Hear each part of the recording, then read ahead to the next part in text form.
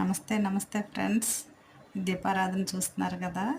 ఏంటంటే ఈ రాగి చెంబులో నీళ్ళు అమ్మకి చూపించి హారతి ఇచ్చి గుమ్మం దగ్గర పెట్టుకుంటానండి. ఏ దుష్టశక్తులు దిష్టిలు తగలవని నమ్మకం, అందుకే అలా పెడుతుంటాను. అయితే వీడియోస్ మంచిగానే చూస్తున్నారండి.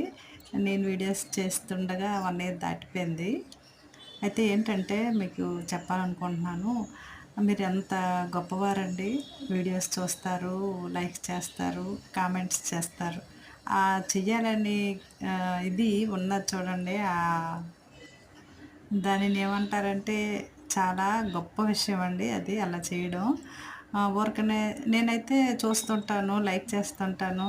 మెసేజ్ కూడా చెయ్యాలి అంటే కొంచెం ఇంట్రెస్ట్‌గా సమయము చూసుకొని చేయాలి కదండీ.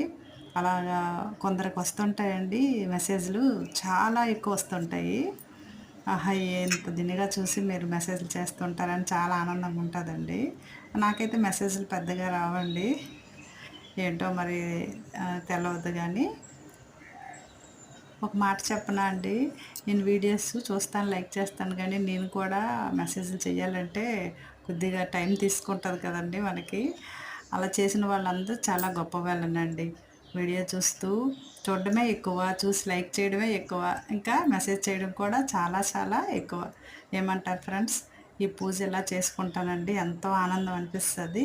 మీరు కూడా ఆనందం కోసం ఇలా చేస్తూ ఉండండి.